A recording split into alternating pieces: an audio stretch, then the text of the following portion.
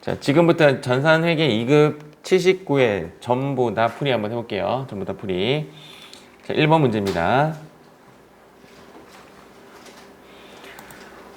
거래 내용과 거래 요소의 결합 관계를 적절하게 나타나지 않은 것은, 이런 문제는 전부 다 붕괴 문제죠. 붕괴 문제고, 1번부터 한번 풀이 한번 해보겠습니다. 대여금에 대한 이자를 현금으로 받다. 이 붕괴를 하셔야 되죠. 차변에 현금, 대변에는 대여금에 대한 이자니까 이자, 수익 이렇게 됩니다. 그러면 현금은 얘는 자산의 증가죠. 자산의 증가고, 이자 수익은 수익의 발생이죠. 벌써부터 1번이 답이 나왔죠? 정답은 1번이 정답이 됩니다.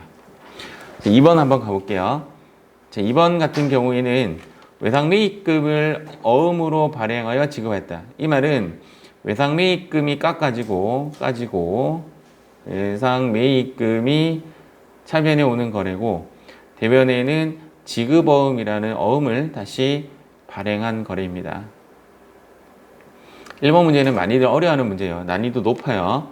얘는 부채의, 자, 여기서 이제 부채라는 걸 알게 되었는데 증가인지 감소인지 모르겠어. 그러면 이제 요 기준을 보시면 됩니다. 이렇게 발효정자를 그리고 여기에 들어오는 놈이 부채죠. 부채만 봤을 때는, 부채는 오른쪽에 가야 증가해요. 근데 왼쪽에 왔잖아요. 부채는 왼쪽에 왔으니까 얘는 뭐가 된다? 감소가 됩니다. 지급 발행이 아니고 지급 어음이죠. 왜래? 여기는 부채의 오른쪽에 갔으니까 뭐가 된다? 증가가 된다. 그래서 맞는 말입니다. 2번은 맞는 말. 자, 3번에 보시면 업무용 컴퓨터니까 뭐예요? 비품이죠. 자, 비품이고 현금으로 매입했다니까 대변에 현금이 나옵니다. 지금 둘 다 여러분들은 얘가 지금 뭐라고 알고 있냐면 자산이라는 걸 알아요. 여기 자산에서 자산이라고 적어 놓을게요. 자산이라는 걸 알고, 자산이라는 놈은 이 발효정자에 의하면 왼쪽에 위치한 놈이란 말이에요. 왼쪽에 위치하면 왼쪽이 증가해요. 여기 적힌 곳이 증가해요. 왼쪽이니까 얘가 여기가 증가가 되는 거죠. 여기는 뭐가 된다? 감소가 되는 겁니다. 얘도 맞는 말이죠. 자, 4번에 보시면 이번 달 전화요금이 보통예금에서 이체되었다. 전화요금은 우리는 뭐라고 한다? 통신비라고 합니다. 통신비. 보통예금에서 대변에 보통예금이 나갔죠. 자, 이렇게 나가게 되면 통신비, 발효정자 제가 거꾸로 하나 왼쪽에 한번 그려보겠습니다. 이렇게 왼쪽에 이제 발효정자 거꾸로, 얘가 이제 손익계산서의 모습인데, 여기에 들어가는 글자는 수익, 여기에 들어가는 글자는 비용. 여기는 이제 고민하지 마라 그랬죠? 는 이익 이렇게 되는데, 통신비는 끝에 뭘로 끝났다? B로 끝났으니까 얘는 얘입니다. 비용은 왼쪽에 위치가 맞죠? 왼쪽에 비용의 증가라는 말보다는, 우리 회계는 발생주의다 보니까 비용의 발생이라고 합니다. 얘는 자산이죠. 자, 자산이 여기에 봤을 때 지금 왼쪽이 증가하기 때문에 오른쪽으로 가면 감소가 되는 겁니다. 그래서 4번 또 맞는 말입니다. 1번 문제는 일단은 어려운 문제. 틀려도 틀릴 수 있는 문제. 알겠죠? 그런데 우리는 연습을 많이 했죠. 이런 부분에 대해서. 그래서 이런 부분을 대비하기 위해서 미리 학습한 부분이다. 이렇게 보시면 됩니다. 2번 풀이 들어가도록 할게요. 2번 풀이. 자, 2번 같은 풀이는 시험에 나온다고 보시면 됩니다. 나오는데 맞출 수 있습니다. 조금만 연습하면 꼭 터득하시기 바래요. 가에 들어갈 금액으로 오는 것은, 얘는 발효정자 하나를 그리고, 발효정자 이렇게 하나를 그리고, 그 다음 발효정자 거꾸로 그리고, 그 다음 발효정자를 그리고, 이렇게 세 가지 세팅을 하시고, 시험 칠 때는 이제 그림만 그린다면 여기 동그라미가 이렇게 만나서 이렇게 합쳐지는 그림 있죠? 이렇게 해서 얘가 된다라는 겁니다. 이렇게 되는데 여기에 이제 들어오는 이제 플러스 항목이 있죠. 플러스 항목은 보통 출자라는 개념이 좀 많이 나오고요. 출자. 그래서 빠져나가는 놈은 통상 인출, 인출이라는 명목 또는 배당이라는 명목으로 빠져나갑니다. 여기 있는 이제 한글에 대한 배치는 여기가 기초라는 개념을 가져가요. 여기는 기초라는 말이 들어가고 여기는 단기라는 말이 들어가고 여기는 기말이라는 말이 들어가요. 자, 우리 발의정자와 발의정자 거꾸로 이야기를 하니까 얘 이름은 뭐냐면 기초 자산 이렇게 읽는 거죠.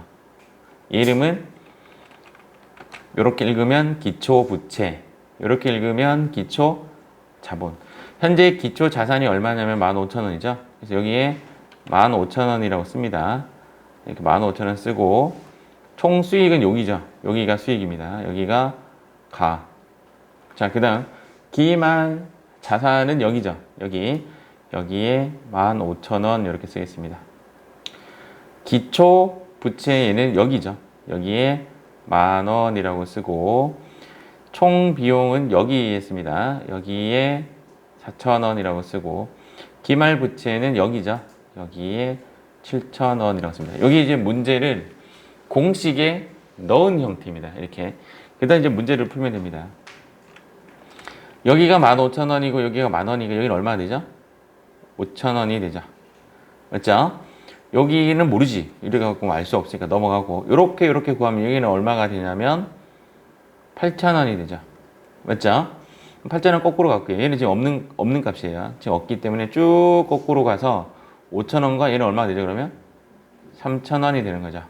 4,000원, 3,000원 합하면 얘는 얼마가 되죠? 7,000원이 되죠. 맞죠? 그래서 가압값은 얼마다? 2번이 정답이 되죠. 자, 이렇게 풀면 됩니다. 자, 이번에 3번 문제 풀어보도록 하겠습니다. 현금 시제액이 이것도 쉬운 게 아니다 했죠. 현금 시제액이 장부 시액보다 이렇게 됐을 때는 그림을 그리라고 했죠. 이렇게 그림을 그리고 현금 시제액이 장부 시액 이런 말이 나오면 이렇게 그림을 그리고 부족하다라는 말이 장부가 크다는 거네요.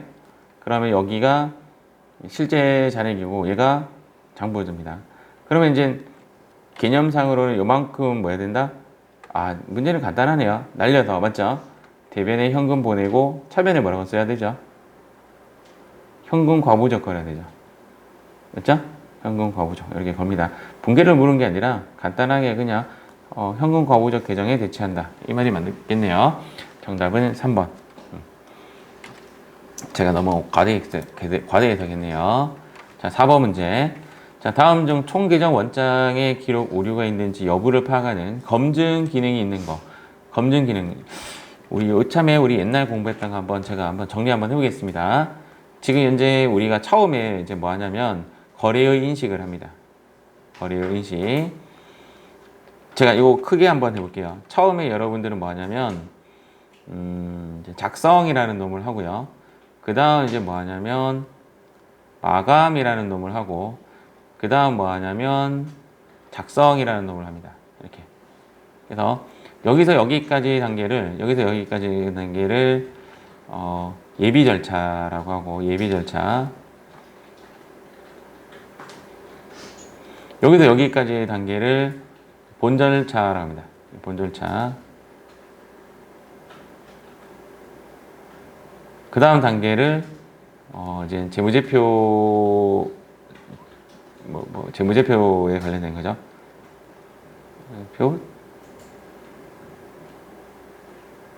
본 절차, 예비 절차, 여기까지 본 절차라고 보나? 이렇게 해석해도 되겠습니다. 이렇게. 예비 절차, 본 절차. 이렇게 나눕니다. 이렇게. 요거는 이제 재무제표 작성이니까 똑같은 말이죠. 똑같은 말. 이렇게 두 개로 나누는데, 요 작성이라는 것이 키워드예요. 작성이라는 것이 키워드인데, 내용은 일단 뭐뭐뭐 작성이네. 뭐뭐뭐 작성. 그거를 좀 여기 그림 그려볼게요. 제가 처음에는 거래를 인식하겠죠. 거래의 인식이 일어나고 인식이 일어나면 얘를 우리 뭐 하냐면 분계라는 놈을 해요. 분계라는 놈을 하면 이제 중요한 글자 나오죠. 분계 짱을 뭐 한다? 네, 빨간색 적어볼게요. 작성한다고. 작성. 맞죠? 분계장을 작성하고 나서 이제 뭐 하냐면 총계정 원장을 또 뭐 하냐면 총계정 원장을 또 작성이라는 거. 여기서 키워드는 작성이에요. 작성이 키워드고 요렇게 하는 절차를 뭐라고 하냐면 전기라고 한다. 이렇게 가겠습니다. 전기. 여기서 요거. 이 두 개를 뭐라고 하냐면 주요부라고 합니다. 주요부. 뭐가 주요부다?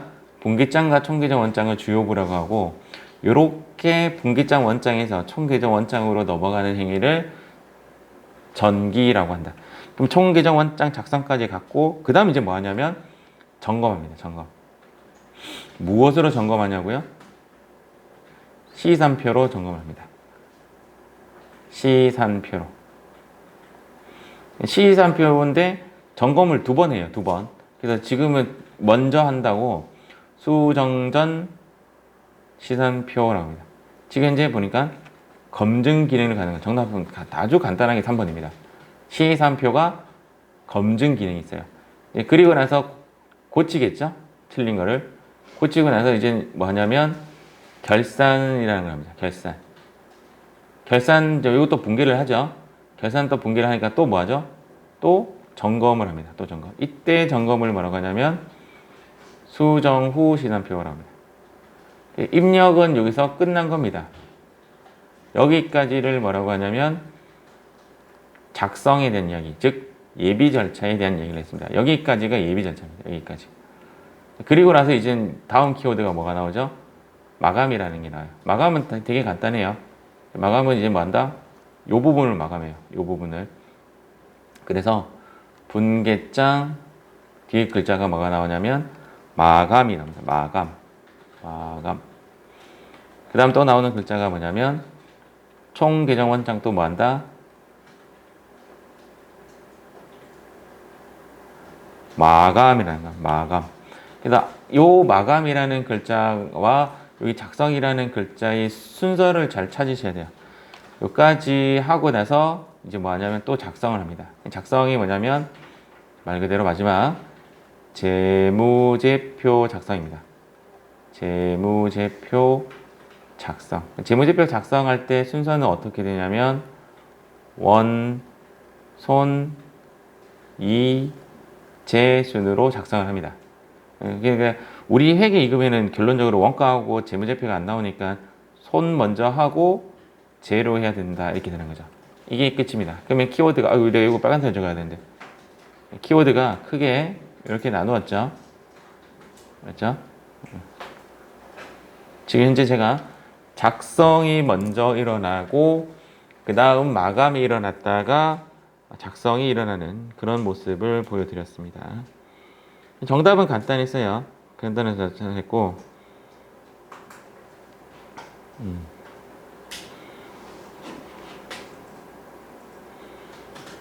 이 부분만 잠깐 확인 좀 할게요.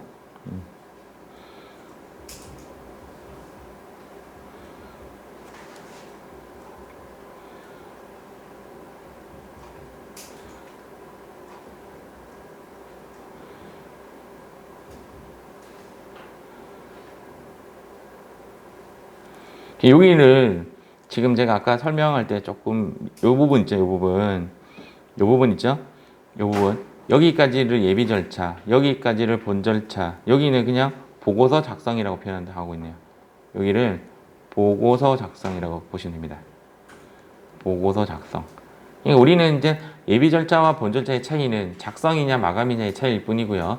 그 다음 본 절차 이제 마감 이후에는 그냥 보고서 작성이라고 해서 이 부분이 보고서 작성이에요. 그럼 크게 지금 제가 여기서부터 여기 1번이에요. 쭉 가서 여기까지 1번이 얘고요. 작성이고 마감이 2번이라고 하면 얘가 2번이에요. 얘가 2번이고 작성이 또 3번이라고 하면 여기 재무제표 작성 얘가 3번이 되는 겁니다.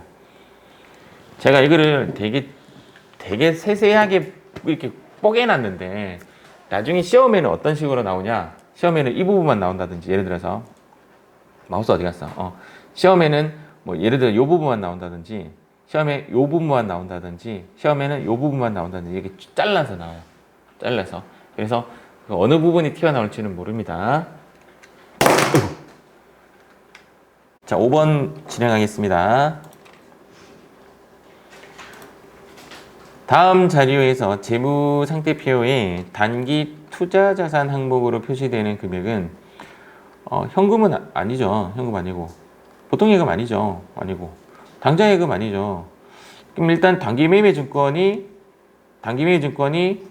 단기 투자 자산 맞죠? 받으러 아니죠. 이 단기 대여금도 투자 자산으로 분류가 되죠. 단기 투자 자산으로. 그래서 5만 원과 8만 원 합한 정답은 1번입니다. 이렇게 구분하면 됩니다. 현금하고 보통 예금하고 당장 예금. 요 세 놈은 뭐냐면요. 요 세 놈은 현금 및 현금성 자산입니다. 오히려 문제에서는 현금 및 현금성 자산을 묻는 문제가 더 많이 나와요. 현금 및 현금성 자산이고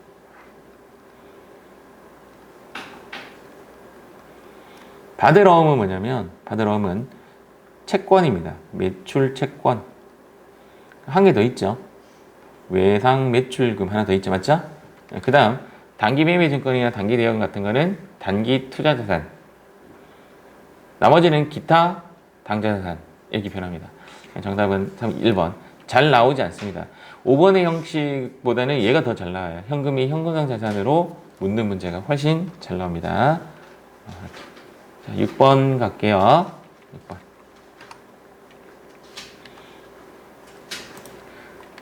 화면을 키울까? 자, 다음은 땡땡 상사의 분기장의 일본이다. 가에 들어갈 내용으로 적절한 것은 일단은 우리가 좀 이런 부분을 잘 보지 못하죠. 지금 현재 내용이 차변에 현금이 들어왔고 대변에 자본금이 왔다는 것은 자본금으로 80만 원의 자본이 들어왔다. 이 출자의 개념이고요. 10월 7일자리는 상품이 지금 들어오고 현금이 나가. 이게 뭐예요? 해석하면 의역하면 상품이 들어오고 현금이 나갔다라는 말을 의역하면 상품이라는 것은 업무용이 아니죠. 판매용이란 말이에요. 그래서 판매용 컴퓨터를 구입했다. 이렇게 적요를 묻는 문제죠. 제가 최근에 이런 문제 처음 봤습니다. 잘 안 나오는 형태. 자, 다음 7번 문제 가겠습니다. 외상 대금의 조기 회수로 인해 매출 할인을 단기 총 매출에서 차감하지 않고 영업의 비용으로 처리했다. 자, 여기까지 해석을 한번 해볼게요. 여기까지만 먼저. 근데 지금 현재 우리가 매출 할인을 일단 우리가 알아야 되는 매출 할인은 부분은 매출 할인은 원래 어떻게 해야 되냐면 매출 할인뿐만 아니라 매출 애누리 이거랑 매출 애누리 오늘은 벽치기 하나보다 매출 애누리 매출 또 뭐 있지? 환입 요거는 원칙은 어떻게 되냐면 매출액에서 직접 차감입니다. 이게 원칙입니다. 매출액에서 직접 차감이 원칙입니다. 이 말부터 이해를 할게요. 이제는 우리가 이해할 수 있습니다. 이 말의 의미 매출액에서 직접 차감한다는 말은 이런 이야기입니다. 매출액 자, 예를 들어서 매출액이 가정을 한번 해볼게요. 매출액이 만 원이고 가정할게요. 그냥 여기에 있는 매출 할인이 1,000원이다 라고 가정을 하겠습니다. 실제 여러분들이 시험 칠 때도 가정하고 제처럼 푸는 것이 훨씬 나아요. 안 틀리는 방법이에요. 회계 2급은 시간 안 모자라요. 마이너스 매출 원가는 여기 나왔으니까 게 매출 총액이니까 매출 총액 표시해 줄게요. 매출 총액 빼기 뭐죠? 판매비와 관리비 여기에서 판매비와 관리비고 그리고 나서 영업이익 글자가 조금 모자랍니다. 일단 더하기 빼기 영업의 수익 영업의 비용 이렇게 해서 마지막에 쭉쭉쭉 가서 뚝뚝뚝뚝 떨어져서 뭐가 떨어지죠? 당기순이익이 됩니다. 보입니까? 글자 너무 내려놨는데 일단 이런 형식인데 제가 원칙으로 해볼게요. 제가 원칙 이렇게 원래 원칙은 이렇게 풀어야 돼요. 어떻게 푸냐면 매출액이 10,000원이죠. 맞죠? 거기서 매출액에서 직접 차감이잖아요. 여기에서 1,000원을 까야 돼요. 이렇게 이 관계를. 이해갑니까? 그러면 빼기 매출원가는 0이 되니까 매출총액이 얼마 되죠? 9,000원이 됩니다. 9,000원에 빼기 뭐죠? 0이니까 영업이익도 9,000원이 되고 쭉쭉쭉쭉쭉 전부 다 해서 마지막 당기순이익이 얼마 되죠? 9,000원이 되는 것이 원래 바른 계산인데 지금 이제 문제에서 다시 읽어볼게요. 외상 대금의 조기 회수로 매출 할인을 단기 총 매출액에서 차감하지 않고 이렇게 총 매출액에서 차감하는 게 맞죠? 맞는데 이렇게 안 하고 어떻게 했다? 영업의 비용으로 처리했다. 영업의 비용으로 처리했다는 말은 여기서 1,000원 뺐다라는 뜻이에요. 그래서 지금 실수를 할게요. 오류라고 할게요. 제가 표현을. 오류를 어떻게 계산했냐면 10,000원을 여기에 적고 빼기 매출원가는 0이고 그 다음 매출총액이 얼마가 되죠? 이렇게 내려오니까 10,000원이 되죠. 맞죠? 빼기 판매비와 관리비는 0이니까 얘는 얼마가 되냐면 9,000원이 되죠. 그런데 영업의 비용을 처리했으니까 여기에서 9,000원 아니고 10,000원이 되죠. 10,000원인데 여기에서 1,000원을 빼는 형식을 갖는 거예요. 그래서 결과값 당기순이익은 9,000원이 되는 겁니다. 자, 이렇게 봤을 때 이 1,000원의 위치에 대한 이야기를 지금 이야기하는 거예요. 1,000원에 대한 위치. 1,000원에 대한 위치를 영업의 비용으로 처리하였을 경우에 손익계산서상 매출총리익과 당기순이익에 미치는 영향으로 옳은 것은 이 문제 난이도 상이에요. 쉬운 문제 별거 아닙니다. 알겠죠? 근데 이해는 할 수가 있어. 문제 풀기는 좀 어렵지만. 그럼 이렇게 딱 봤을 때 비교해보면 다 크죠? 맞죠? 근데 여기는 뭐가 된다? 같죠. 그래서 매출 총이익은 영업의 비용으로 처리했을 때는 매출 총이익은 커지니까 과대 계상이 맞죠. 과대 계상이 맞습니다. 그러나 단기 순이익은 결론적으로는 1,000원을 빼는 작업을 했기 때문에 단기 순이익은 불변이 되죠. 정답은 3번이 정답입니다. 이 문제는 못 푼다의 한 표입니다. 못 푼다의 한 표. 쉽지가 않습니다. 쉽지가 않다. 자, 8번 문제 풀이하겠습니다. 다음 계정 기입에 대한 설명으로 옳은 것만을 보기에 써 있는 대로 고른 것은 자, 이 문제도 난이도 높네요. 쉬운 문제 아닙니다. 자, 대손 충당금은 일단 이렇게 한번 볼게요. 우리가 이런 거 해석할 때 이렇게 볼 때 대손 충당금은 자산이에요, 부채예요? 자산인데 한번 고르게 볼게요. 자산이면 어디가 플러스죠? 여기가 플러스죠. 맞죠? 바르정자 할 때 여기가 자산이잖아요. 여기가 플러스이기 때문에 여기가 플러스, 여기가 마이너스입니다. 그래서 플러스 밑에는 뭐 쓰냐면 기초 밑에는 단기, 오른쪽에는 기말 이렇게 이게 공식입니다. T자 계정의 공식은 기초, 단기, 기말. 만약에 이쪽이 플러스라면 만약에 오른쪽이 플러스라면 부채나 자본은 여기가 기초고 여기가 단기고 여기가 기말이에요. 이게 공식이고 이제 이 부분을 모르는 거죠. 결론적으로는. 이 부분은 뭐냐면 간단하게 해석하시면 됩니다. 자산이 마이너스 되는 경우 이렇게 보시면 됩니다. 그럼 여기는 뭐냐고요? 얘가 뭔지 모르겠지만 얘가 마이너스 되는 경우 차변에 가는 경우 이렇게 해석해도 돼요. 자산이 대변에 가는 경우 이렇게 해석하시면 돼요. 근데 대손 충당금은 자산인데도 불구하고 아이러니하게 이쪽이 플러스입니다. 얘가 뭐냐면 기초, 여기가 단기, 여기가 기말 이렇게 되고 기말되고 여기 해석을 어떻게 하냐면 제가 이렇게 한번 적어볼게요. 대손 충당금이 차변에 가는 경우예요. 차변에 가는 경우 아주 간단하게 해석하시면 됩니다. 차변에 가는 경우 대손 충당금이 차변에 간다라는 말은 붕괴가 이렇게 되는 겁니다.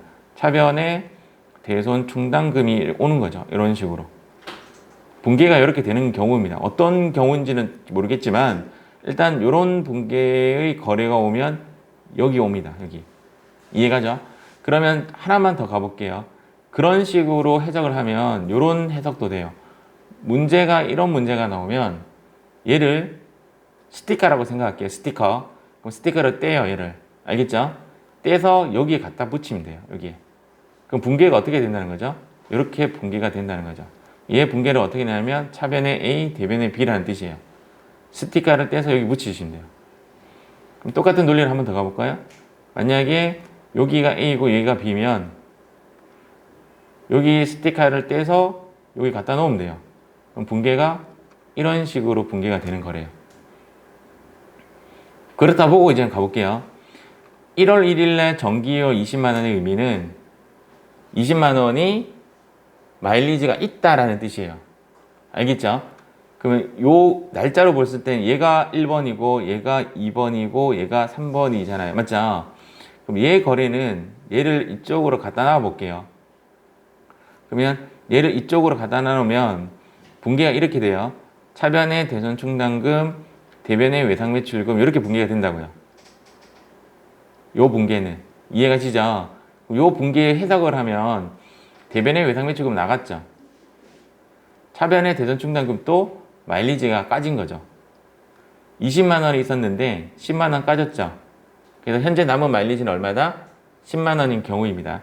그리고 요거 한번 보세요. 요것도 분계로 한번 나타내 볼게요. 얘를 대변으로 끌고 오는 거죠. 와, 이거 어떻게 적노? 여기 적을게요. 차변에 대손 충당금 5만 원.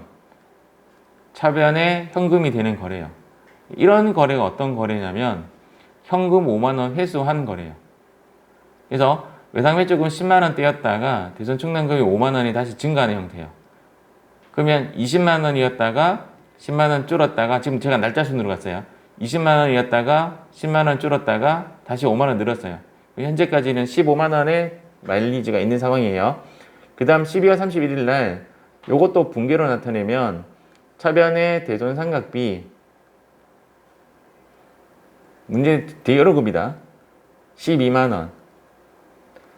대변의 대손 충당금 12만 원. 이렇게 또 설정한 거래죠. 얘가 설정 분계니까. 그러면 대손 충당금의 흐름은 어떻게 되냐면 처음에 20만 원이었어요. 요게 쭉 한번 적어 볼게요, 제가. 처음에 20만 원이었다가 그 다음 10만 원 까졌죠? 마이너스 10만 원 되었다가 돈 띄인 겁니다. 그러다가 회수했죠? 여기에 플러스 5만 원 되었다가 마지막에 12만 원 더 설정했으니까 플러스 12만 원이 된 거죠. 마일리지가 여기까지 도달하면 20만 원에서 10만 원 까졌으니까 10만 원, 15만 원, 12만 원, 27만 원이 현재 마일리지가 쌓여져 있는 상황이에요. 그 다음 이제 문제 볼게요. 기억. 단기 중 대손 확정액은 대손이 확정된 돈은 요것이 대손 확정됐죠. 맞죠? 5만 원이 틀렸습니다. 니은 재무상태표에 표시되는 대손 충당금은 27만 원이다. 맞죠? 27만 원. 여기 27만 원이 맞습니다. 여기 27만 원. 요거 때문에 27만 원입니다. 맞는 말. 손익계산서에 표시되는 대손 삼각비는 요거 하나밖에 없죠? 대손 삼각비 요거 하나밖에 없죠? 대손 삼각비는 얼마다? 12만이다. 얘도 맞는 말이죠. 정답은 3번. 우와! 진짜 어렵습니다. 맞죠? 이렇게 보시면 됩니다. 다음 거래와 관련된 내용 설명으로 옳은 것은, 자, 옳은 건 요거 체크해주고, 업무용 승용차를 3천만 원에 구입했고, 대금 중 2천만 원은 보통예금에서 나갔고, 1천만 원은 카드로 결제하여 계산하였다. 취득세가 20만 원 현금으로 했다. 그럼 한번 해보지 뭐. 업무용 승용차는 뭐라고 하죠, 우리가? 차량 운반구라고 하죠. 차량 운반구가 차변에 얼마? 2천만 원 일단 잡고, 3천만 원 잡고, 숫자 좀 작게 적을게요. 3천만 원 잡고, 그 중에 보통 예금은 얼마 나갔다? 2천만 원 나가고, 그 다음 1천만 원은 뭐라고 해야 된다? 미지급금이라고 하는 거 맞죠? 얘는 외상매입금 이런 거 쓰면 안 됩니다. 그래서 1천만 원 잡고, 요거 한 거래고, 그 다음 취득세 또 발생됐죠. 이 취득세 뭐라고 처리하죠? 그렇습니다. 요것도 차량 운반구라고 해야 되죠. 차량 운반구 얼마? 200만 원 이렇게 쓰고, 대변에는 뭐라고 쓴다? 현금으로 썼네요. 현금 200만 원 이제 이렇게 쓰고 해석합니다. 그러니까 9번 문제는 이론 문제가 아니라 분계 문제예요. 분계 문제. 비용 발생이 세금과 공과금으로 계상되는 건 200만 원. 말도 안 되는 소리 하고 있네. 부채 증가인 미지급금으로 계상되는 미지급금은 1,000만 원이죠. 틀렸고. 자산 증가인 보통예금으로, 보통예금은 자산의 감소죠. 맞죠? 틀렸고.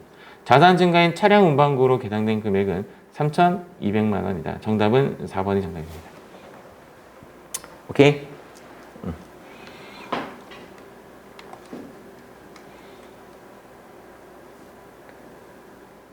10번. 다음 중 재고자산으로 분류되는 것은, 재고자산의 키워드가 뭐죠? 판매용입니다. 판매용이라는 글자를 찾으시면 돼요. 1번 투자 목적 땡. 2번 사무실의 사용은 땡. 4번에 직원 휴게실에 비치되어 있는 것도 이것도 사용할 목적이죠. 맞죠? 판매할 목적이 아니죠. 정답은 3번이 정답이 됩니다. 이 문제는 깔끔하죠? 왜요? 판매하기 위해 판매라는 글자가 나왔기 때문에 정답은 3번입니다. 10번 문제도 잡아야 할 문제. 자, 11번 문제 가겠습니다. 11번 문제도 잡아야 할 문제. 11번의 세팅 한번 보여드릴게요. 제가 시험에 나오는 형태가 두 가지라고 했죠. 하나가 바르정자 거꾸로 바르정자 문제와 자, 요 문제가 나옵니다. 자, 요 문제. 여기에 들어가는 것은 상품. 자, 아까 논리대로 한번 가볼게요. 상품은 자산이죠. 자, 바르정자를 그렸을 때, 이렇게 바르정자 그렸을 때 자산의 위치는 여기입니다. 왼쪽이 뭐가 된다? 플러스죠. 맞죠? 여기가 뭐다? 마이너스이고 플러스 밑에 공식이 얘가 이름 뭐죠? 기초. 기초 밑에는 단기. 단기 오른쪽에는 기말. 상품 여기에 들어가는 글자는 뭐냐면 이렇게 적을 수가 있겠죠. 상품이 뭐 하는 거래? 대변에 가는 거래. 이렇게 쓰시면 됩니다. 대변에 가는 거래. 그런데 상품이 대변에 가는 거래 중에서 가장 대표적인 게 뭐냐면 매출원가입니다. 이게 어떤 거냐면 차변에 이 거래가 가장 잘 나오죠. 상품 매출 원가죠. 매출 원가고 대변에 들어가는 글자가 상품. 이런 분계가 가장 대표적인 분계입니다. 그래서 여기에 들어오는 글자가 뭐냐?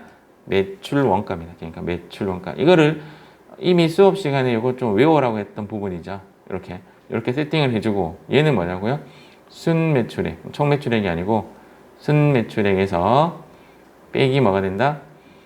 손익계산서 매출 원가를 빼면 얘는 무엇이 되냐면 매출 총이익이 되죠. 얘는 이제 우리가 알기로는 이제 BS의 항목이고 얘는 IS의 항목이 되는데 얘랑 이어주는 하나가 있죠. 뭐가 이어진다? 얘랑 같네요. 맞죠? 이 데이터랑 이 데이터가 같다 이 말입니다.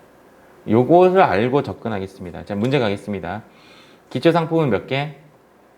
100개에 곱하기 2,000원.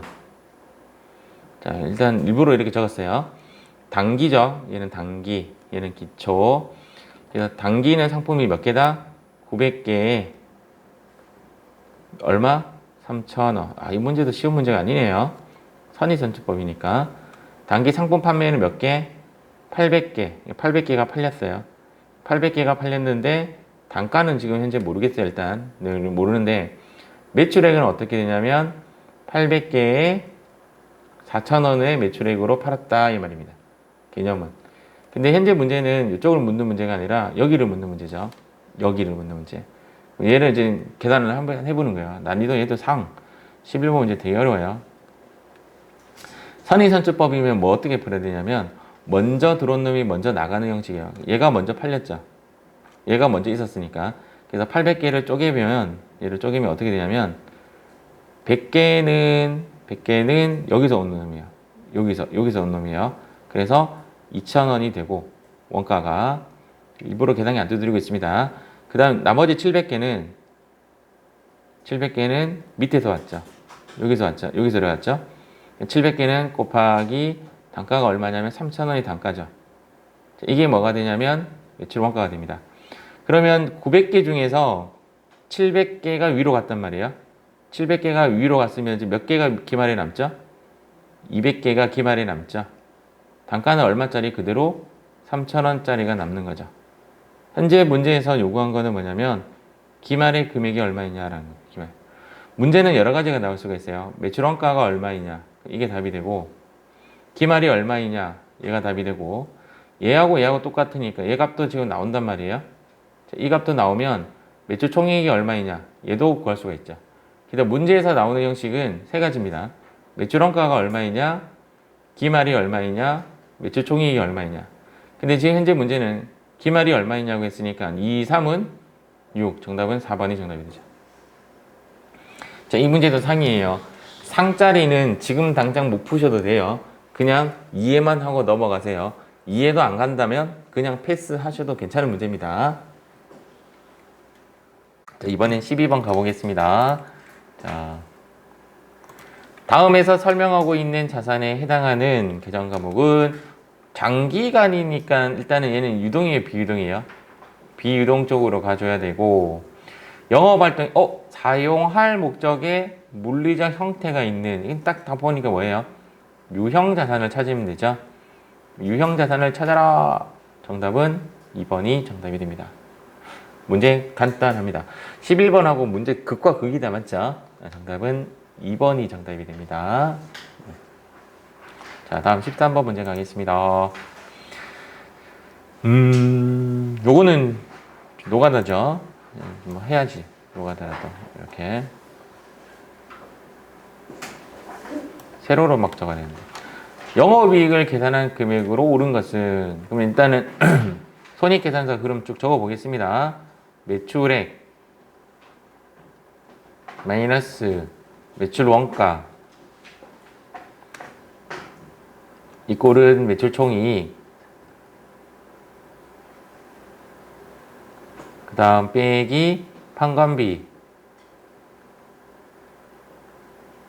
제가 일부러 좀 구분 좀 할게요. 이꼴은 영업이익, 얘를 구하라 이 말입니다. 영업이익 이해가죠? 그 다음 여기 뺄게요. 그 다음에 칸이 모자라니까 더하기 영업의 수익 빼기 영업의 비용 이꼴은 소득세인가 법인세인가? 소득세로 본다면 소득세 차감전 순이익, 이게 이제 손익계산서 흐름입니다. 보통 법인세 등 차감전 이렇게 하죠. 순이익 빼기 법인세, 소득세 등 법인세 등 이꼴은 당기순이익. 사실은 시험 칠 때 이까지 하실 필요 없어요. 제가 이해 목적상 이렇게 하도록 하겠습니다. 자, 이렇게 된다면 숫자만 집어넣으면 돼요. 거실장 가구점이니까 가구 판매는 이제 매출액이고요. 가구 이외의 판매는 영업의 수익이 됩니다. 그래서 지금 현재 거실장 판매는 여기 들어갑니다. 여기에 45만 원. 뒤에 공 뺄게요. 식탁 판매는 여기죠. 더하기 30만 원. 판매용 가구의 구입 대금. 재고는 없으니까 전부 다 원가로 잡을게요. 25만 원. 다 팔린 것으로 보겠습니다. 자, 종업원의 급여는 판매비와 관리비. 여기에 10만 원. 자, 이제 여기 포인트입니다. 은행 장기 차입금의 이자를 우리는 이자 비용이라고 하잖아요. 이자 비용은 어디 들어가죠? 영업의 비용입니다. 여기가 사실은 이 문제랑 상관이 없는 데이터가 되는 거죠. 매장 임차료는 판매비와 관리비니까 판매비와 관리비 10만 원. 이렇게 하면 끝입니다. 자, 이제 마무리 정리하겠습니다. 자, 이렇게 쭉 끄면 이렇게 계산하면 얘는 75만 원에서 25만 원을 빼면 50만 원. 맞죠?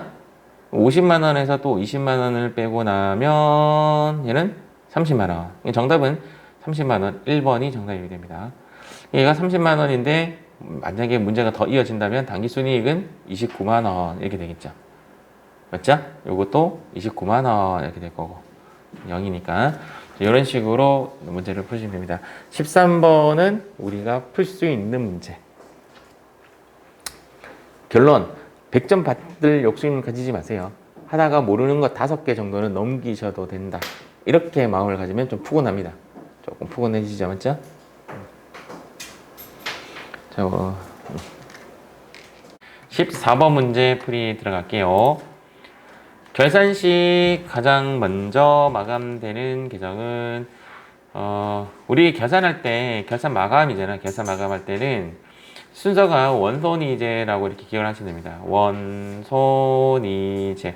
근데 우리는 일단 여기 회계 2급에서는 이제 원이 안 나오죠. 안 나오니까 일단 고민하지 말고.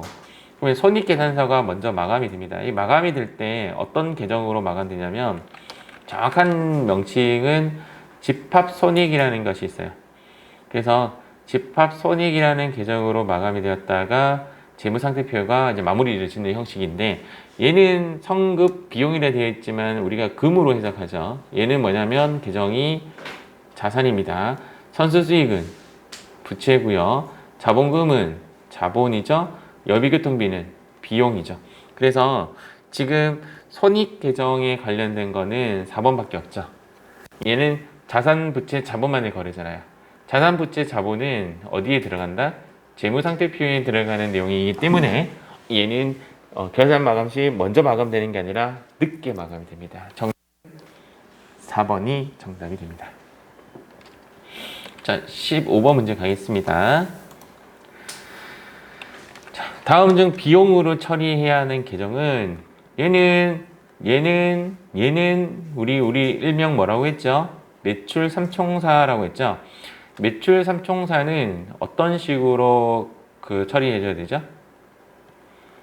매출액에서 직접 차감합니다. 얘는 매출액에서 직접 차감하는 형식으로 가야지 판매비와 관리비나 매출 원가로 빠지는 부분이 아닙니다.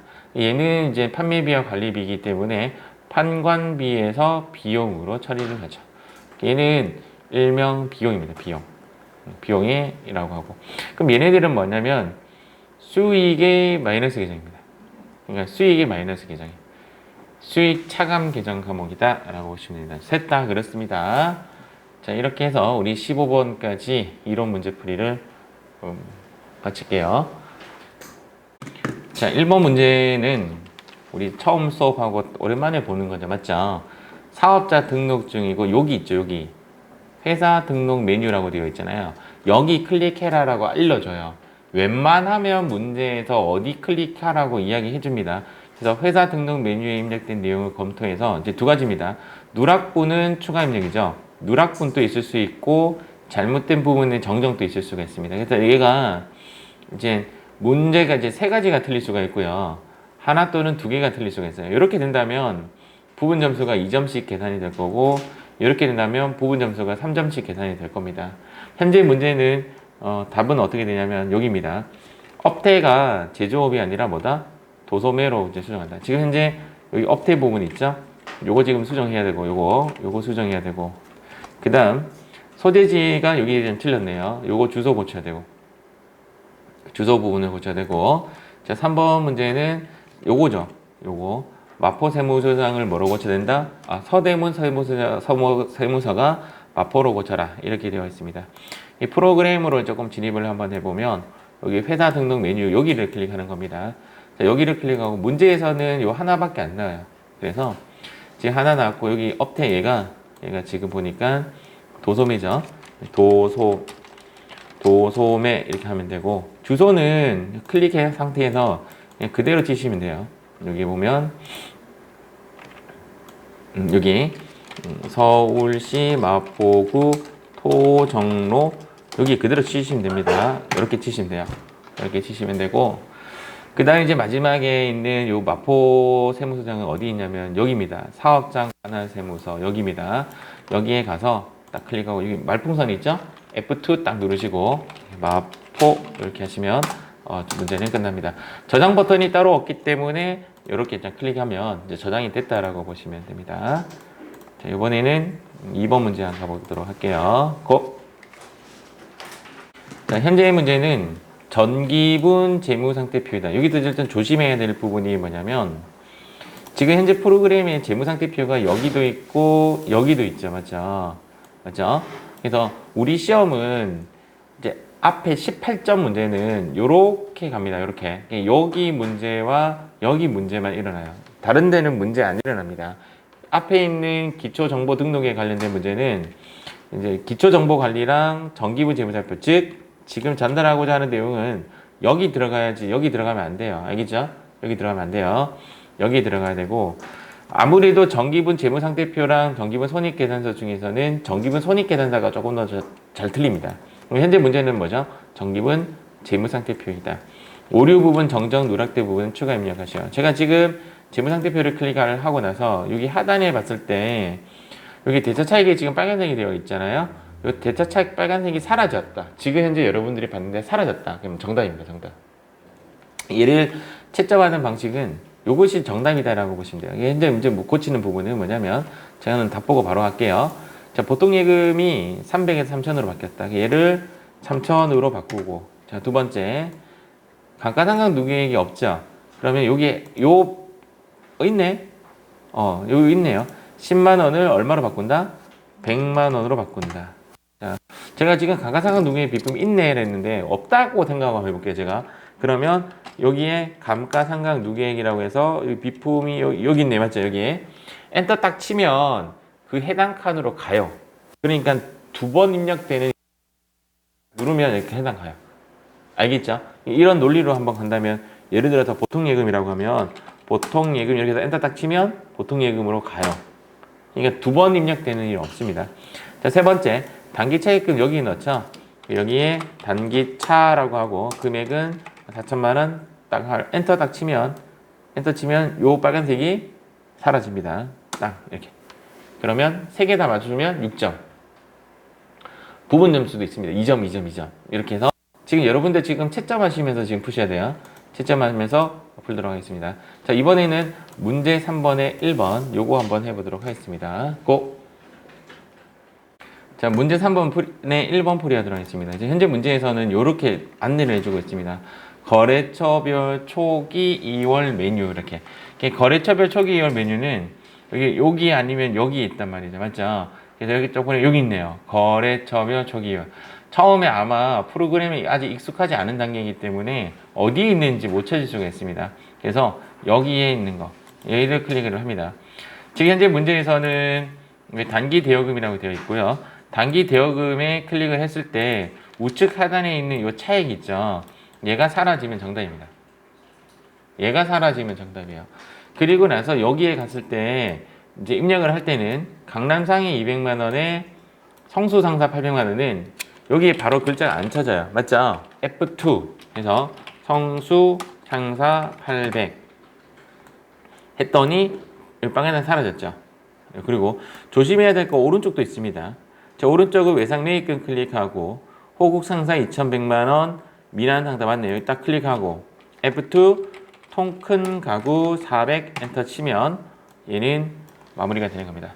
일단은 얘는 이런 식으로 모르면 뭘 눌러라? F2를 눌러라. 이렇게 하시면 됩니다. 자, 이번에 2번 가보도록 하겠습니다. 고! 자, 2번 계정 과목 및 적요 등록 메뉴에서 다음 각 계정 과목에 적요를 추가 등록하시오. 지금 현재 요것도 어디 클릭해라고 나오죠. 어디 클릭해라고 나오고 클릭했을 때 계정 과목 및 적요 등록이라는 메뉴를 들어갑니다. 자, 이런 화면에 들어갔을 때 첫 번째 지금처럼 번호가 안 나왔을 때 이야기예요. 자, 번호가 나왔을 때가 가장 좋은데 만약에 여기에 복리후생비 앞에 831 복리후생비 하면 831 이렇게 딱 치면 복리후생비 831이 아니구나. 어디 있어 복리후생비가 812 다시 NG 자 811 여기다 복리후생비 딱 가면 되는데 현재처럼 문제의 복리후생비 앞에 번호가 없죠. 요럴 때는 방법이 두 가지가 있어요. 방법이 두 가지가 있는데 어디 있어? 들어가 버렸네. 방법이 두 가지가 있는데 지금 같은 경우에는 이제 여기 왼쪽에 있죠. 왼쪽에 판매비와 관리비를 딱 클릭하고 눈을 크게 뜨고 복리후생비 찾는 거 1번. 두 번째는 뭐냐면 원래 이제 요 화면에 있었을 거 아니에요. 맞죠? 컨트롤 F를 해서 복리후생비에서 찾는 방법. 근데 저는 첫 번째 걸 추천해요. 왜냐면 지금 요거 제가 엔터 한번 쳐볼게요. 딱 치면 800번대로 안 가요.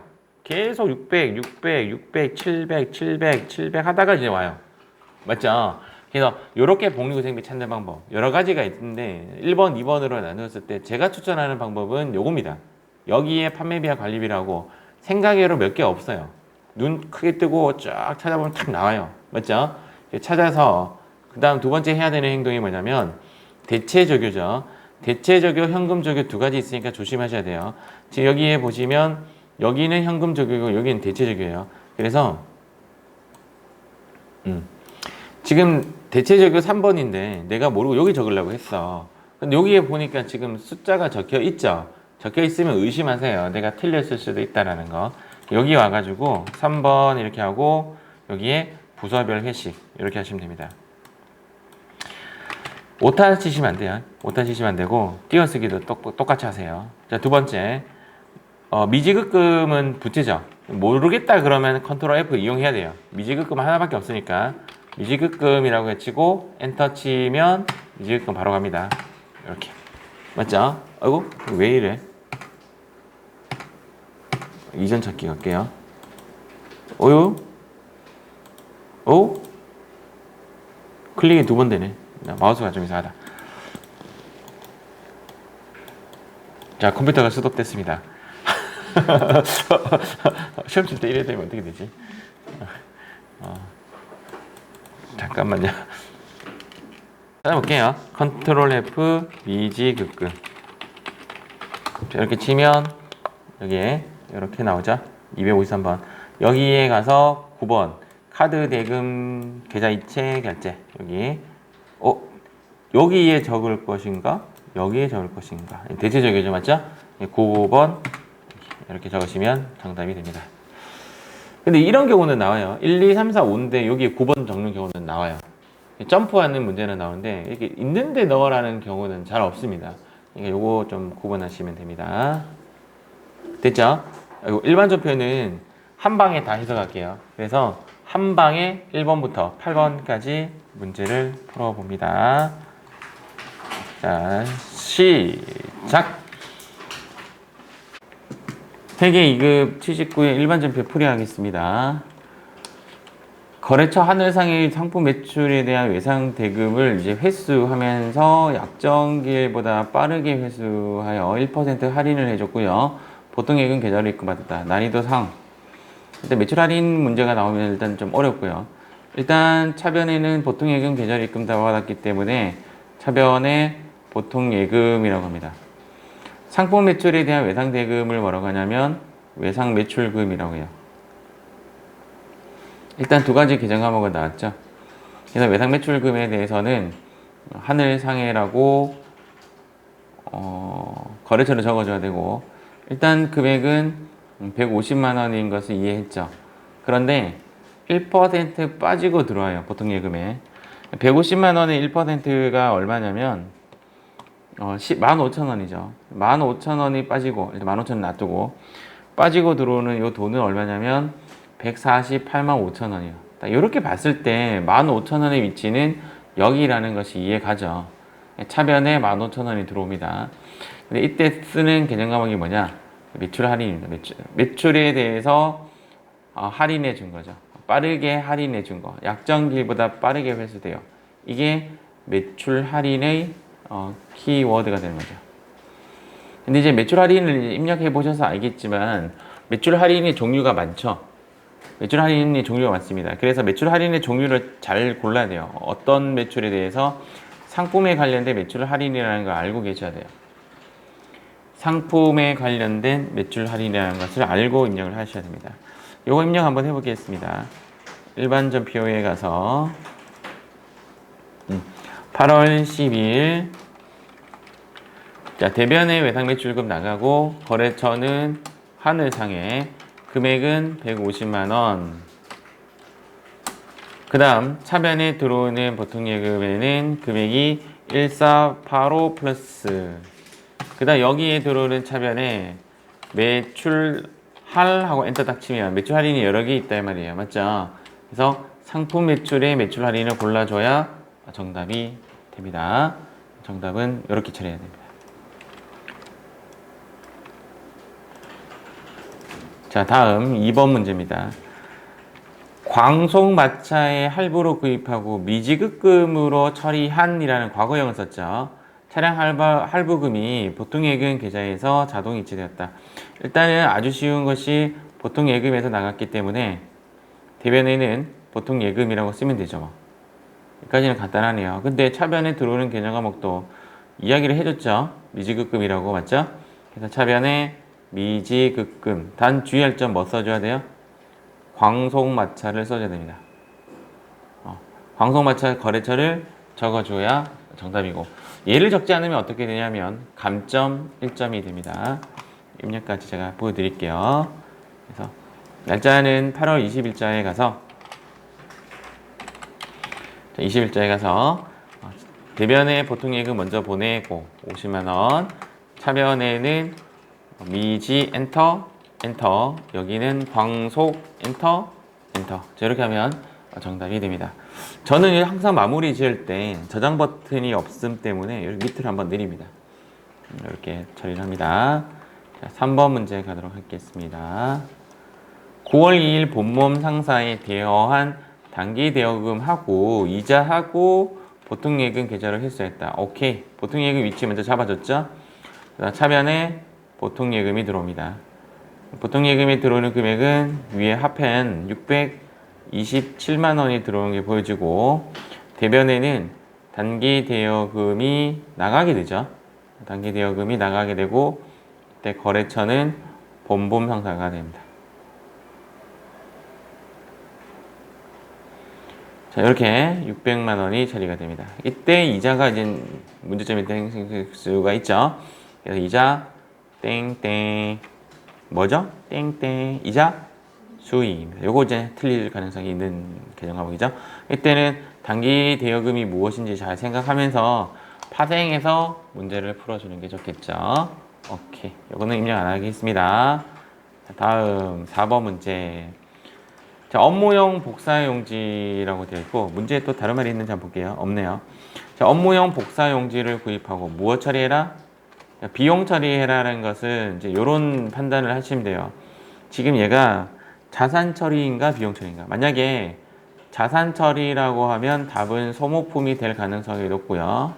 그 다음 현재 뭐 처리해라? 비용 처리하라 했기 때문에 소모품 B가 될 가능성이 높죠. 그런데 제가 금방 다른 문제에 또 다른 말이 있는지 찾아본 게 뭐냐면, 간혹 문제에서 이렇게 쓰라라고 나오는 경우 있어요. 사무용품비로 쓰시오 라고 하는 경우가 있어요.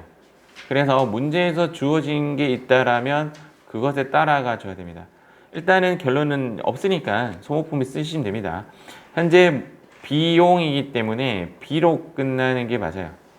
그래서 정답은 일단 쉬운 것부터, 보통예금 계좌에서 지급했기 때문에 대변에는 보통예금 쓰고, 차변에는 복사용지를 소모품 B라고 쓰면 되죠. 금액은 여기 있죠? 예, 10만원 이렇게 적으시면 됩니다. 요것도 입력은 생략하겠습니다. 자, 다음 5번 문제. 매출처 서울상사의 외상매출금 중이란 말이 나왔죠. 자, 중이라는 말이 나오면 통상 반대로 갈 가능성이 높다 이렇게 생각하고, 150만 원은 어음으로 받고 50만 원은 보통예금 계좌로 입금 받았다. 그럼 일단 보통예금 위치가 바로 판단이 되네요. 그래서 차변에 보통예금이라고 쓰고 금액은 50만 원 있겠습니다. 차변에 보통예금에 50만 원 쓰고, 그 다음 어음으로도 받았죠. 일단 외상매출금 내보낼게요. 대변에 외상매출금 내보내겠습니다. 대변에 외상매출금 거래처 적어야 되죠. 서울상사 거래처 적어주고, 시험 칠 때 이렇게 쓰지 말고 거 이렇게 쓰세요. 거 이렇게 쓰고 간단하게 쓰면 되죠. 나만 알아보면 되니까. 여기에 150만 원 딱 씁니다. 여기 50만 원, 150만 원이니까 100만 원 여기 들어오죠. 자, 어음으로 받았다는 계정과목 뭐라고 쓰면 되죠? 받을 어음 쓰시면 됩니다. 여기도 이제 뭘 걸어줘야 되죠? 거래처를 걸어줘야 되겠죠. 금액은 100만 원. 요거는 제가 입력할게요.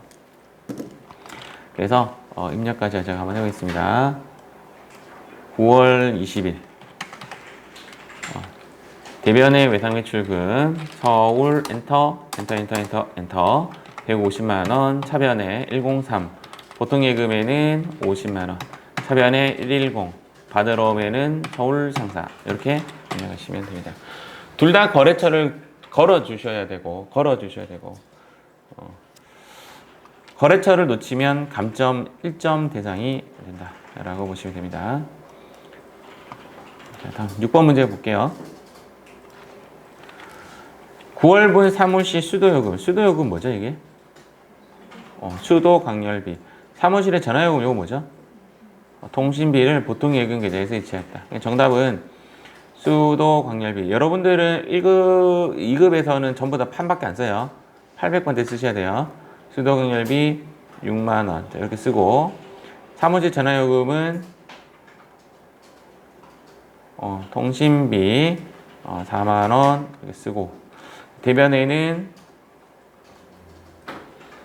보통예금 10만원 이렇게 쓰시면 정답이 됩니다.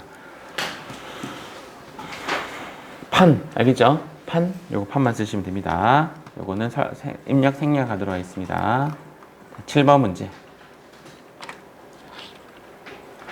사업 확장을 위한 자금 조달에 차입금이 복저축은행 보통예금에 입금되었다. 지금 상환 예정일이 이 문제가 2018년도 문제였습니다. 그래서 여러분들이 답은 지금 오답 쓸 수도 있는 뭐 단기든 장기든 뭐 둘 다 맞다고 하세요. 지금 요 문제가 2018년도 문제였어요.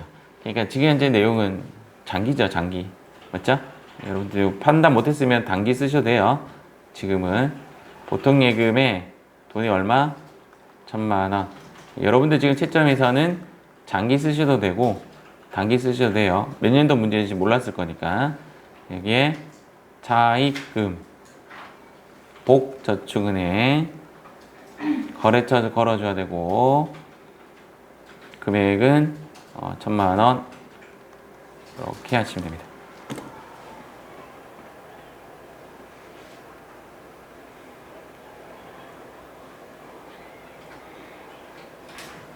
지금 뭐 보다시피 이런 거 있죠, 이런 거 속이려고 꺼낸 거예요. 이런데 현혹 당하지 마세요. 현혹 당하시면 안 돼요. 이 뭐야 이거 이러면서 고민하지 않아도 되는 그런 겁니다. 8번 문제 가도록 하겠습니다. 상품을 외상으로 판매하고 이제 운송비를 보통예금에서 이체했다. 운송비에 관련되어서는 이제 조심스럽게 접근하셔야 돼요. 운송비는 일단 매입시 운송비인지 매각시 운송비인지를 판단하셔야 돼요. 그러니까 매입시 운송비면 매입가에 넣어야 돼요. 매입가에 포함을 시키고, 매각시 운송비라면 그냥 운반비 쓰시면 됩니다. 운반비 판. 시험에 잘 틀리는 부분이 어디냐면 여기 부분이 잘 틀려요. 매입시 운반비, 운송비 또는 운반비 이렇게 구분할게요. 똑같은 말이에요. 똑같은 말. 시험에는 운송비라고 나올 때도 있고 운반비라고 나올 때도 있습니다. 그래서 매입시인지 매각시인지를 봐야 되는데 지금 현재 내용은 매각시죠. 그래서 그냥 운반비 쓰시면 돼요. 시험에는 위에 게 잘 나와요. 상품을 외상으로 판매하고, 상품이라는 글자와 판매라는 글자가 섞였다는 거죠. 그래서 대변의 상품 매출이 떨어집니다. 대변의 상품 매출 이렇게 떨어지고 금액은 250만 원이 떨어지겠죠. 이렇게 떨어지고 외상이니까 뭐라고 써야 돼요? 여기는 외상 매출금 써야 되겠죠. 250만 원. 요거 제가 입력 좀 한번 해볼게요. 문제점이 하나 발생됩니다. 운송비는 보통예금에서 이체했죠? 보통예금은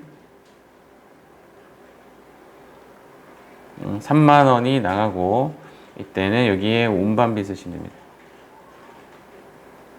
요게 정답이에요. 근데 요거 입력할 때 채점을 어떻게 했는지 모르겠는데 한국세무사에서 채점을 어떻게 했는지는 잘 모르겠는데 한 문제 한 점표가 원래 원칙이에요. 근데 이거 아마 여러분들 점표 찢어진 사람이 있을 거예요. 그래서 제가 지금 점표 찢어 볼게요. 점표 찍는다는 말이 이제 무슨 말이냐면 이렇게 점표가 두 가지로 나눠지는 거죠. 자, 입력 한번 해보겠습니다. 자, 찢어 볼게요. 그러니까 이런 오류가 발생될 수 있습니다. 자, 대변에 상품 매출을 잡고 금액은 250만 원. 차변에 외상 매출금, 거래처는 영광산업. 자, 지금 점표 찢어졌어요. 차변에 운반비, 자, 운반비 8일 때 무조건 써야 돼요. 얘는 3만원, 대변의 보통예금 3만원. 자, 이렇게 써요. 전표가 지금 두 개 쪼개졌잖아요. 이해가세요? 왜 쪼개졌다는 거 아냐면 번호가 달라요. 번호가 다르면 쪼개져요. 붙이는 방법은 번호 수정을 누르고 똑같은 번호로 통일시키면 붙어집니다. 그렇게 해도 되고요. 제가 한번 붙여볼게요. 번호 수정 누르고 얘를 2번으로 바꾸면 다시 한 번 더 눌러주세요. 그때는. 그러면 딱 이렇게 하나 붙어 한 점표가 돼요.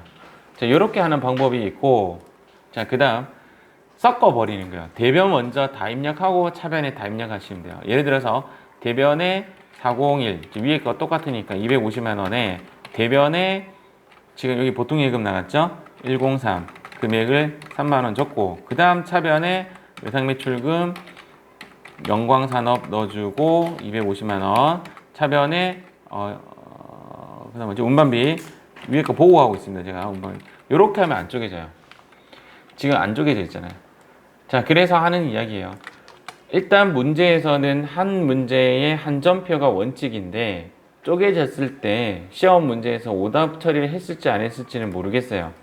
오답 처리했을지 안 했을지 모르겠는데 그런 말 없죠. 안내상에도 이제 그런 말이 없기 때문에 이거는 틀렸다라고 하기 좀 그런데 그래도 찝찝하니까 한 문제에는 한 점표로 입력하는 걸 원칙으로 하자. 알겠죠? 오케이.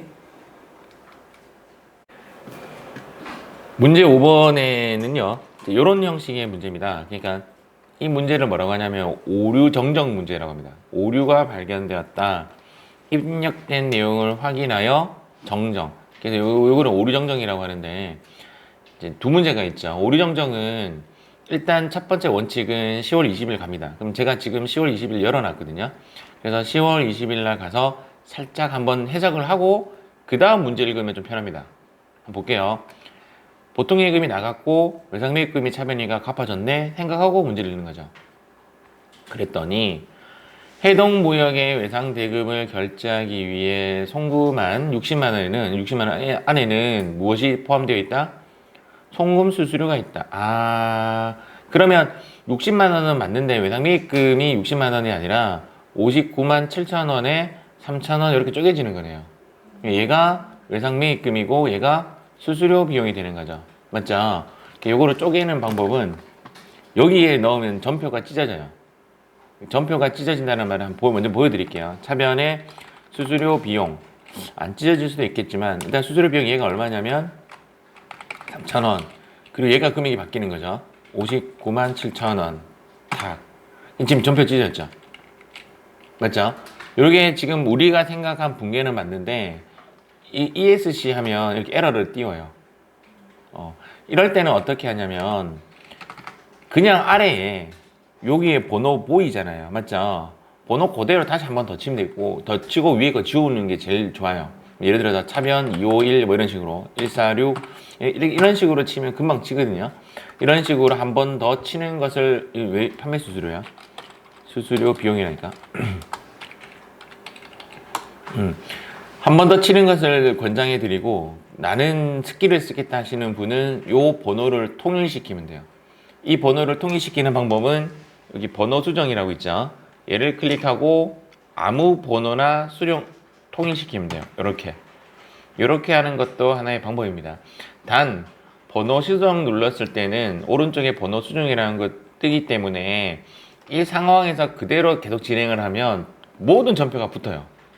그래서 나머지 문제들을 해칠 수 있는 가능성이 좀 존재해요. 그래서 이때는 꼭 얘를 이용하실 거면 얘를 꼭 해제를 해주시기 바랍니다. 해제를 해야 다음에부터는 안 붙어요. 이게 무슨 얘기냐면 이렇게 누른 상태에서 계속 진행이 되면 다 붙어버려요. 전표가. 그래서 꼭 해제를 해줘야 된다라는 겁니다. 자, 요번에 C2번 문제도 한번 가볼게요. 자, 2번 문제는 12월 20일로 진입을 하고 그 다음 얘를 살짝 보니까 차변에 차량 운반구가 들어왔고 대변에 보통예금이 나갔네 하고 보니까 영업부에서 사용하는 승용차의 2기분 자동차세 끝에 뭘로 끝났죠? 세. 그럼 세로 끝나면 뭐라 처리해야 되죠? 세금과 공과죠. 세금과 공과. 납부 기한 내에 보통예금 계좌에서 납부하고 차량 운반고로 처리했다. 아, 얘가 차량 운반고가 아니라 얘가 뭐라고 바꾸면 되는 거죠? 세금과 공과로 바꾸면 되죠. 이런 경우에는 여기 그냥 클릭하고 세금과 공과 탁 하면 끝이죠. 이런 문제입니다. 이런 문제. 보통예금 되어 있죠? 확인했고 이런 건 건드리지 않으셔도 됩니다. 오케이. 자, 이번에는 이제 문제 6번 갈게요. 대망의 문제 6번. 고! 문제 6번입니다. 다음에 결산 정리 사항을 입력하여 결산을 완료하시오. 일단 1개월부터 나누죠. 자, 1번은 1, 2번은 1, 3번은 결, 야, 4번은 결, 이렇게 하면 되죠. 그래서 1번, 2번 먼저입니다. 일단은 1번, 2번을 비교해보면 하나 틀린다면 얘가 좀 틀릴 대상이에요. 얘가 조금 더 쉽죠, 2번이. 12월분 차입금 이자 비용, 아, 이자 비용 해줬네요. 미지급, 예, 아, 오케이. 이자 비용 위치는 차변입니다. 그래서 차변에 이자 비용이라고 적고, 대변에 미지급 금 써도 되고, 비용 써도 될 겁니다, 이때는. 근데 애매하면 뭐 쓰라고 했죠? 비용 쓰라고 했죠. 이게 언제 지급된다라는 말은 없다, 맞죠? 그래서 이자 비용의 위치를 놓치면 틀리는 문제가 됩니다. 다시 이야기하지만 이자 비용이 원래 위치에 가면 무엇이랑 논다? 미랑 놉니다, 미랑. 미랑 놀고, 아, 잠깐. 요거 언제 날짜로 입력하죠? 12월 31일자로 입력하는 겁니다. 일반전표에 가서. 그래서 미지급금이라고, 원래고, 올해 것이죠, 올해 거. 올해 것이고, 미랑 놉니다. 이 부분 제가 입력 한번 해볼게요. 어려운 건 아니지만 이렇게 입력을 해야 되는 겁니다. 12월 25일, 웬 크리스마스? 자, 12월 31일 차변에 이자 비용을 쓰고 15만원 대변에 미지급 땅 하고 비용 여기 써도 됩니다. 더 써도 됩니다. 그러면 정답이 되죠. 자, 단기 비용으로 처리한 과거형이 나왔죠. 보험료 중 나왔죠. 중. 이게 다 이게 뒤집어지는 그런 분계입니다. 그래서 대변에 뭐 쓴다? 보험료 씁니다. 대변에 보험료. 보험료 친구가 뭐죠? 그렇죠. 선급 비용. 보험료가 대변에 갔다라는 것은 내 위치예요? 남의 위치예요? 남의 위치입니다. 남의 위치는 선하고 논다. 맞죠? 지금 선이죠. 올해 것이다. 내년 것이다. 내년 것이다. 기간경과 미경과분. 여기 내년이죠. 얘는 그냥 30만원 쓰면 되네요. 요 문제도 난이도 어렵지 않죠.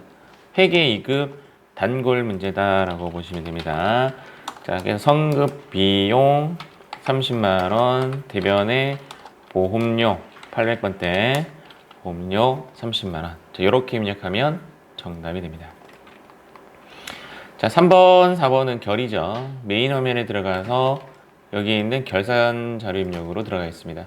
자, 결산 자료 입력으로 들어가서 진입 방식은 엔터, 이렇게. 그러면 자동으로 1월부터 12월까지 이렇게 적용이 됩니다. 단기 차량 운반고에 대한 감가상각비는 좀 아래 내려서 판매비와 관리비 안에 있는 여기 있는 감가상각비를 건드려야 되고, 지금 차량 운반고는 여기, 비품은 여기에 입력하시면 됩니다. 그래서 여기에 차량 운반고 여기 가서 30만원. 자, 여기는 10만원. 끝. 자, 그 다음 매출 채권에 대한 1% 대손 충당금을 설정할 때는 여기에 있는 대손 상각을 입력하면 여기에 들어오죠. 여기 이렇게 들어옵니다. 숫자가 여기 넣으시면 돼요. 외상 매출금과 받으러옴을 넣으시면 됩니다. 여기 누르고 1% 확인하고, 자, 문제에서 외상 매출금만 요구하는 경우도 있고 이렇게 두 가지를 요구하는 경우도 있고 다른 것도 요구할 수가 있지만 이 두 개를 제외하고 나머지는 다 삭제해 줍니다. 그래서 여기 가서 스페이스바. 자, 그리고 나서 여기에 결산 반영. 결산 반영 시키고, 그 다음 여기 들어온 것을 확인한 후 여기에 전표 추가.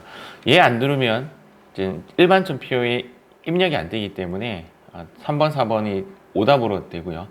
오히려 내가 이거 이용 안 하고 일반 전표에 바로 입력했다. 그거는 정답이에요. 그것도 정답 처리가 됩니다. 여기 계산자료 입력은 데이터 입력하고 안 하고 중요한 게 아니라 일반 전표에 들어가냐 안 들어가냐가 중요한 겁니다. 자, 이렇게 하면 끝났어요. 끝났고 검토하는 방법. 일반 전표의 3번은 12월 31일자에 조회를 누르면 아래에 들어옵니다. 조회. 여러 가지가 들어왔지만 실제적으로 3번에 관련된 것만 딱 따져보면 얘가 답이죠. 그래서 얘는 정답이 맞고 4번에 관련된 거는 얘죠. 얘에 관련된 건데 4번에 관련된 거를 현장에서 바로 채점이 가능하다고 했습니다. 재무제표, 재무상태표에 가서 자, 요 부분이죠. 자, 요 부분에 외상매출금은 공 두 개 요거 가리고 숑숑숑숑숑 지웠을 때 이 숫자와 이 숫자가 동일하면 정답입니다. 얘도 마찬가지로 숑숑숑숑숑 지웠을 때 얘랑 동일하면 정답이 되는 겁니다. 예, 맞죠? 정답입니다. 자, 그리고 이제 마지막 문제 7번 가도록 하겠습니다. 문제 7번은 아직 우리가 안 배웠으니까 제가 지금 어디에 가서 조회할지를 먼저 미리 말씀드릴게요. 오늘 조회에 대해서 제가 한번 수업할 겁니다. 자, 요거 월계표. 요거는 재무상태표. 얘는 거래처 원자. 자, 일단 어디 가는지는 제가 가르쳐 드릴 수가 있고 나머지는 이제 실력이 조금 쌓여야 돼요. 자, 지금부터 문제 7번 고! 정답 공개하겠습니다. 뿅! 요게 정답이에요. 요거 정답, 요거 정답, 요거 정답. 채점 한번 해보세요. 자, 목표는 2개 맞추는 거예요. 풀이를 한번 보여드리겠습니다. 일단 여러분들 요거 있잖아요. 요거를 여기 한번 클릭 한번 해볼게요. 여기. 아니. 여기 왼쪽에. 여기 클릭하게 되면 뭐라고 뜨네요, 맞죠? 모두 화면을 닫으라네. 일단 닫고 갈게요. 모두 화면을 이렇게 다 닫고. 그래서 얘를 누르면 이렇게 화면이 떠요. 객관식은 이런 식으로 이제 답을 매기는 겁니다. 그러니까 한 문제에 답을 2개 적는 일은 발생되지 않아요. 이렇게 2개가 등록이 안 돼요. 맞죠? 그리고 금방 풀었던 문제가 여기 주관식 형식으로, 단답형 형식으로 아래에 직접 입력하는 형식입니다. 여기까지는 이해하셨죠? 자, 그리고 나서 닫으면 됩니다. 요건 누르지 마세요. 요건 누르지 마시고 마지막에 이제 USB로 날아드리면 USB에 저장하시면 됩니다. 시험 관련된 유의사항은 제가 마지막에 시험 치러 가시기 전에 제가 설명해 드릴게요. 그때 가서 일단 이렇게 하시면 되고 지금 현재 문제는 또 이상을 여기에 현금으로 지출된 접대비는 여기 월계표죠. 월계표에 가서 1월부터 3월이죠. 1, 3 지금처럼 1번하고 2번의 문제 차이가 뭐냐면 1번은 언제부터 언제까지라는 말을 하죠. 이렇게. 그러니까 언제부터 언제까지는 월계표밖에 안 돼요. 그런데 이런 식으로 마지막 종착 지점만 딱 있죠. 이럴 때는 보통 재무상태표나 손익계산서나 이런 쪽으로 가요. 월계표 특징이 언제부터 언제까지라는 말을 해줘요. 자, 두 번째는 제가 월계표 딱 보자마자 월계표 한 이유가 뭐냐면 월계표 키워드가 현금 또는 대체라는 단어예요. 현금 또는 대체라는 단어가 여기 나오죠. 여기에 현금 나오고 여기에 대체 나오고. 또 마지막 팁 하나 드리면 월계표는 모든 것을 다 조회가 가능합니다. 월계표는 거의 다 100%는 아니지만 월계표 모르면 월계표 와라 라는 말이 있어요. 그런데 단점이 있어요. 월계표 보기가 어려워요. 현재 우리 레벨에서 월계표를 보고 내가 해석하기가 좀 어려울 수가 있어요. 지금은 나중에 시간 지나면 봐지는데 잘 눈에 안 들어온다 이 말이에요. 이게 단점이에요. 근데 이제 개념상 여기 한번 보면 얘네들이 뭐냐면 자산이죠. 개념상 이렇게 해요. 그래서 우리가 바르정자 그릴 때 자산이 여기란 말이에요. 그래서 자산 여기라서 얘 모습이 어떻게 되냐면 물론 이제 현금 더하기 대체는 개 이런 형식으로 되어 있어요. 지금 요 개는 요 두 개 더한 값이에요. 여기인데 여기가 A고 얘가 B면 내용상은 어떻게 되냐면 A는 플러스 항목이고 B는 마이너스 항목이에요. 들어오고 나가고의 개념이에요. 물론 여기가 부채라면 말이 달라져요. 부채라면 여기가 플러스고 여기가 마이너스가 되겠죠. 개념상은 이제 그런 개념이고 지금 현금으로 지출된 접대비라고 했으니까 접대비를 찾아갑니다. 접대비를 찾아가 보면 이제 여기에 접대비가 있죠. 지금 여러분들이 접대비를 봤을 때 여기 항목이 없으니까 고민 안 했지만 현금으로 지출되라면 현금이 이쪽인 거 볼 수가 있겠죠. 그러니까 그거 잘못하면 오답이 생긴다 이 말이에요. 이해가죠? 근데 이 내용은 뭐냐면 접대비는 여기가 발생해요. 이해가죠? 근데 그 발생의 그 방법이 현금이었다는 뜻이고 얘는 대체라는 말은 이제 우리가 흔히 말하는 입금 출금 거래가 아니라 대체 거래를 했다는 거예요. 차변 대변 거래를 했다는 거예요. 현재 문제는 214만 원 딱 명확하게 보이죠? 그래서 정답은 214만 원입니다. 차근차근히 요거는 실력이 쌓아질 거니까 다급하게 생각하지 말 것. 딱 보자마자 답이 팍 나오고 이러지 않습니다. 지금은 그냥 그러려니 하고 묻어가지고면 많이 풀다 보면 좀 늘어나는 겁니다. 자, 2번 같은 경우는 재무상태표죠. 자, 재무상태표에서 우리가 찾아갔단 말이에요. 5월이니까 5월로 가야 되겠죠. 찾아갔는데 제가 저번에 이런 이야기 했었어요. 장부가액이 뭐냐 이거예요. 자, 장부가액은 제가 북밸류라는 말을 썼어요. 장부, 가치, 밸류 뭐 이런 말을 썼어요. 이런 말을 썼는데 얘는 취득가액에서 감가상각 누계액을 뺀 것을 장부가액이라고 하고 장부가액을 다른 말로 뭐라고 하냐면 미상각 잔액이다 라고 했습니다. 다 똑같은 말이에요. 미상각 잔액의 의미를 보면 얘가 취득가액이겠죠. 취득가액인데 한번 감가상각이 일어나고 나면 이만큼 가치가 날아갔죠.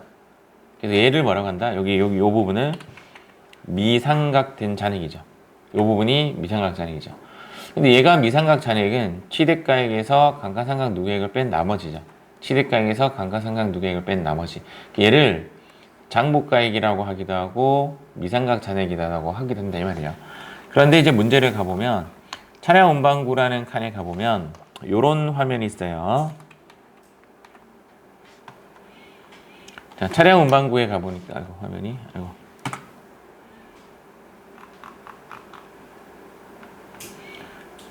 자, 차량 운반구에 가보니까 요렇게 되어 있단 말이에요. 요렇게. 요거 읽을 줄 아셔야 돼요. 요렇게. 차량 운반구. 얘가 뭐냐면 취득가액이에요.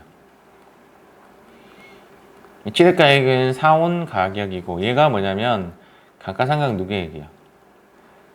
감가상각 누계액의 의미를 이제 그림으로 조금 더 이해를 시켜 드리면 여기에 처음에 취득가액이 5,200이었다가 가치가 떨어진 부분이 이렇게 떨어진 부분 얘가 2,300이다 이 말입니다.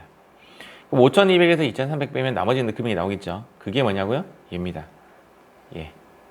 얘가 2,900이 되는 거죠. 얘를 뭐라고 한다고요? 장부가액. 얘를 뭐라고 한다고요? 미상각 잔액이라고 한다 이 말이야. 산식은 전체 5,200에서 2,300을 뺀 나머지죠. 그래서 산식을 말하면 취득가액에서 감가상각 누계액을 뺀 거야. 잘 와닿지 않습니다. 왜 그러냐면 공식이 어려워서 안 한다는 게 아니라 이 언어 자체가 여러분들하고 잘 익숙하지 않은 거죠. 취득가액이라는 단어 자체도 익숙하지 않고 감가상각 누계액이라는 것도 뭐 생애 처음 들어본 단어잖아요. 맞죠? 그래서 와닿지 않는 거고 계속 부딪히다 보면 와닿게 될 예정입니다. 정답은 2,900.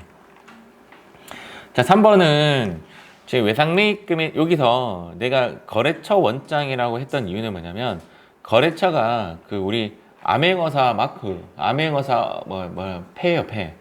거래처라는 말이 나오면 그냥 무조건 거래처 원장이 갈 가능성이 되게 높아요. 그래서 거래처 오케이, 거래처 원장 딱 가는 겁니다. 거래처 원장에 가서 외상매입금 6월 말이죠. 6월 말 헌재는 1월부터 조회하든 6월부터 조회하든 6월 말은 똑같은 거잖아요. 맞죠? 원하시는 대로 조회를 하시면 됩니다. 뭐 6월 말까지만 가면 되고 외상 매입금 잡아주고 거래처는 이제 거래처끼리 조회를 해야 되잖아요. 이럴 때는 어떻게 해야 되냐면 처음부터 끝까지 조회를 해줘야 돼요. 처음부터 끝까지 조회하는 방법은 엔터. 그래서 엔터 치면 자동으로 처음부터 끝까지 조회가 됩니다. 자, 그래서 지금 여기 거래처가 딱 있는데 이 잔액만 보면 되죠. 뭐 거래처가 있고 잔액이 있고 가장 많이 남은 놈이 얘죠. 맞죠? 얘가 뭐냐? 딱 가려져 있네. 남한상해. 그래서 남한상해 2530입니다. 여기서 조금만 더 팁 드릴게요. 지금 여러분들이 보는 화면은 거래처와 이 두 개만 봤단 말이에요. 맞죠? 이런 문제가 나올 수가 있어요. 그럼 예를 들어서 남한상해에 갚은 돈이 얼마인가? sorry, 이 말고 오성상해로 할게요. 오성상해에 갚은 돈은 얼마인가? 그러면 이 돈이냐 이거예요. 제 이야기는. 이해가죠? 갚으려면 외상매입금 어디로 가야 돼요? 차변해야 되죠. 그래야 대변에 돈이 나가니까. 그래서 답은 400이에요. 그러면 이런 문제가 나올 수가 있어요. 얘가 답이 되려면 그러면 상품 매입액은 얼마인가? 이제 오성상해에 거래한 상품 외상 매입액은 얼마인가? 그럼 500이 정답이에요. 즉 제가 지금 여러분들에게 전달하고자 하는 내용은 차변 읽을 수도 있고 대변 읽을 수도 있고 잔액 읽어야 할 때도 있다 이 말이에요.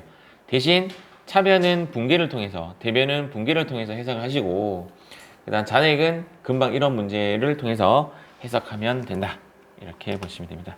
자, 이렇게 해서 우리 전산회계 2급 처음부터 끝까지 모든 풀이를 마치도록 하겠습니다.